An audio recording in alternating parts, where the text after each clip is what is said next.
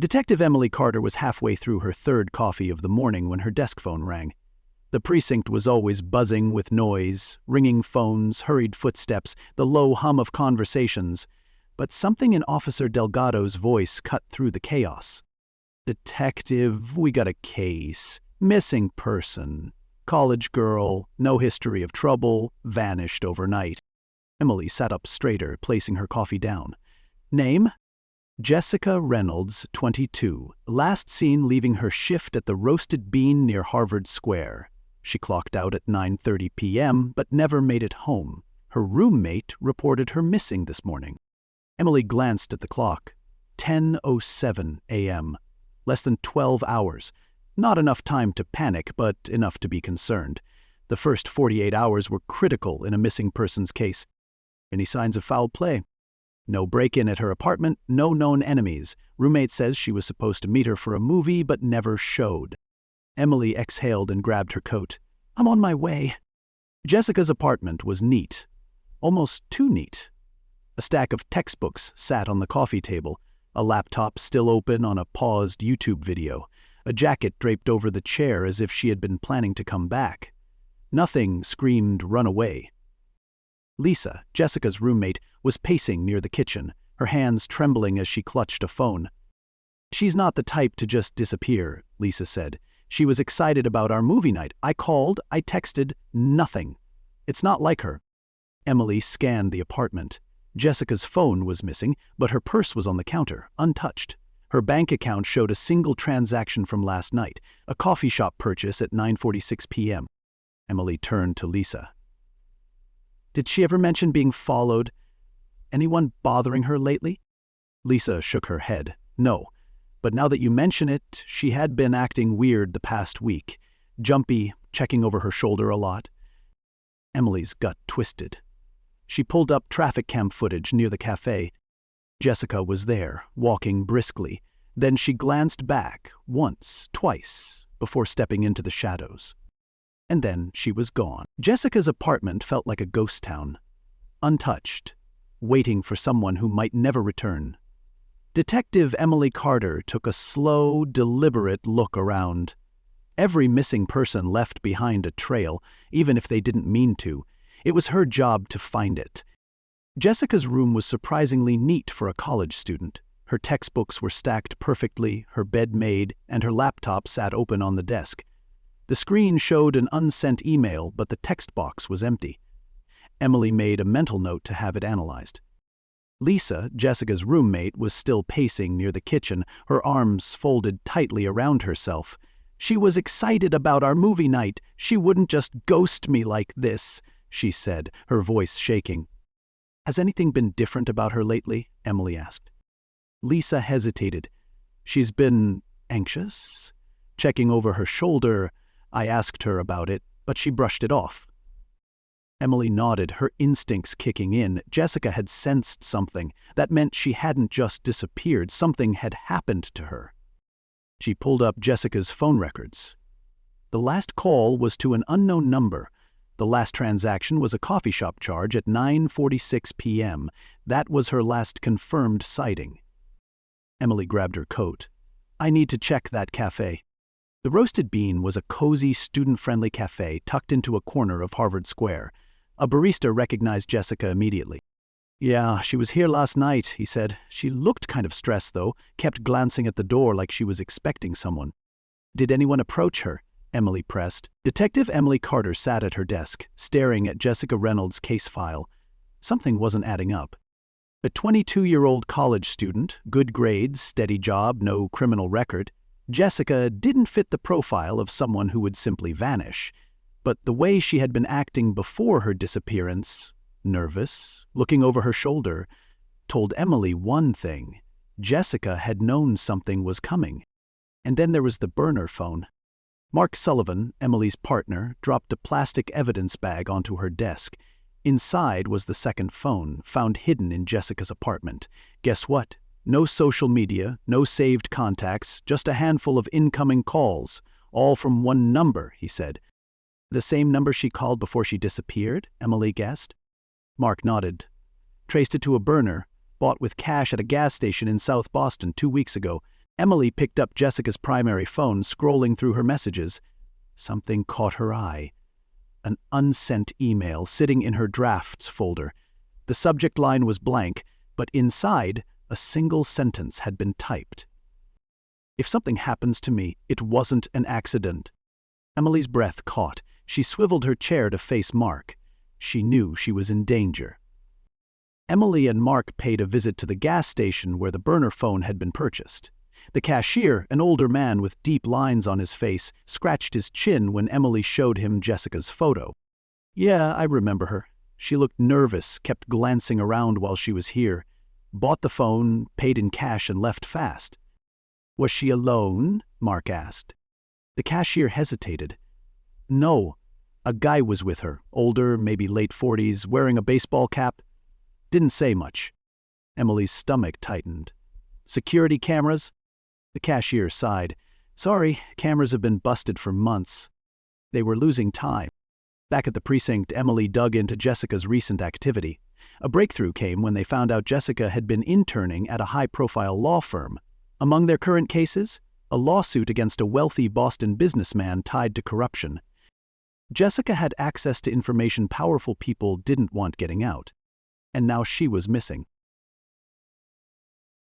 The case had shifted. Jessica Reynolds wasn't just a missing person, she was a target.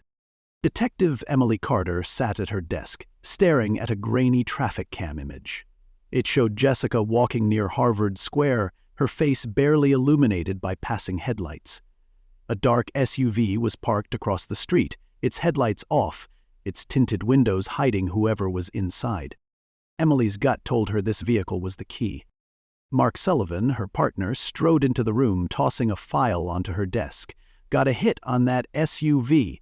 Rental company in South Boston, leased 2 weeks ago under a fake ID."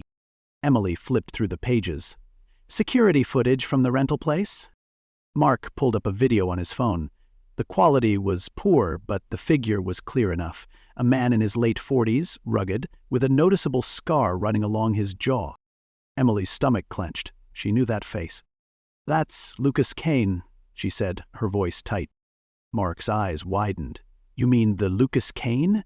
The ex-cop who went rogue?" Emily nodded. Kane had once been a rising star in the Boston PD, smart, ruthless, and unshakable, until he got too close to a corruption case involving city officials and high-profile businessmen. He had disappeared 5 years ago, right before he was set to testify. Most assumed he had skipped town or was lying low. Now he was back, and he was following Jessica. Emily's mind raced. How did Jessica get tangled up with Kane? And if he was involved, was she still alive? She stood, grabbing her coat. "We need to track him down." They ran a search on Kane's known associates and got a lead. An abandoned warehouse in Dorchester, a place Kane used as a meeting spot years ago. When Emily and Mark arrived, the building was dark, the air thick with the smell of dust and oil. Emily's hand hovered over her gun as they stepped inside. Then a sound. Faint. A muffled cry. Emily's pulse spiked. Someone was here. She motioned for Mark to go left while she moved right. The cry came again, behind a locked door. Emily didn't hesitate. She kicked it open. Inside, tied to a chair, was Jessica, alive but terrified. Emily's heart pounded as she aimed her gun at Lucas Kane. The dim light from the warehouse windows cast long shadows, making the scene even more surreal. Jessica sat bound to a chair, her wrists tied with thick rope, a strip of duct tape across her mouth. Her wide, terrified eyes flickered between Emily and the man standing behind her. Kane smirked, his scarred jaw twitching slightly. He held his gun loosely at his side, but Emily knew better than to underestimate him.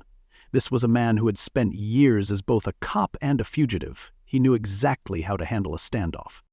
"Step away from her, Kane," Emily commanded, keeping her voice steady. Kane chuckled, shaking his head. "You really think it's that simple?" He turned his gaze toward Jessica. She was getting too close to something she shouldn't have. Just like I did. Mark Sullivan edged forward, his own gun raised. "You've got nowhere to run, Kane. Drop the weapon." Kane exhaled sharply. "I don't think so." In a flash, he grabbed Jessica by the arm and yanked her up, spinning her toward him like a human shield. Emily's finger tensed on the trigger, but she couldn't risk hitting Jessica. "Let her go!" Emily snapped. Kane began backing toward a rusted metal door at the rear of the warehouse. "She knows too much, and so do you, Carter. If you're smart, you'll walk away." Emily's jaw tightened. Not happening. Jessica took the opportunity. With all her strength, she stomped down on Kane's foot and threw her weight sideways. The moment of distraction was all Emily needed. A gunshot echoed through the warehouse. Kane grunted as a bullet tore through his shoulder, forcing him to drop his gun. He stumbled backward, crashing into a pile of wooden crates. Mark lunged forward, kicking the weapon out of reach before Kane could recover. Emily rushed to Jessica, ripping the tape from her mouth and untying the ropes around her wrists. "Are you hurt?" she asked. Jessica shook her head frantically. "We have to go. He's not the only one after me." Emily's blood ran cold. Kane groaned from the ground, a twisted smile on his lips. "You think this is over? You have no idea how deep this goes." Jessica's panicked words echoed in Emily's head. "He's not the only one after me." Emily tightened her grip on Jessica's arm, guiding her out of the warehouse as Mark secured Kane in cuffs. The ex-cop was bleeding from the shoulder, but grinning like a man who knew something they didn't. Outside, sirens wailed as backup arrived. The flashing red and blue lights illuminated the worn brick exterior of the warehouse, making the entire scene feel surreal. "You're safe now," Emily assured Jessica. Jessica shook her head, her breath coming in shallow gasps. "No, I'm not.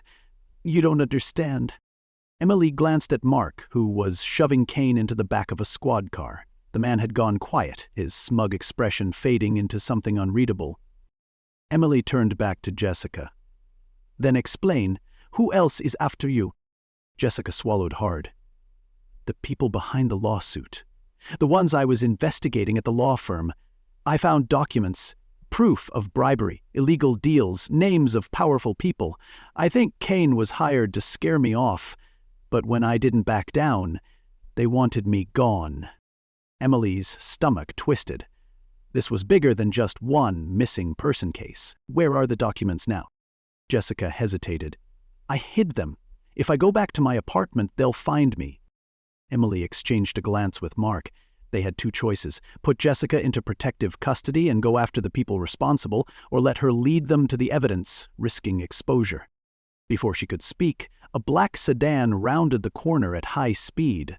The windows were tinted, just like the SUV from the cafe footage. "Get down!" Emily shouted. Gunfire erupted. Bullets shattered the squad car's rear window. Officers dove for cover, returning fire. Emily grabbed Jessica and pulled her behind a concrete barrier. Mark crouched beside them, gritting his teeth. "They don't care who they hit. They just want her silenced." Jessica clutched Emily's sleeve. "We have to move. Now!" Emily made a decision.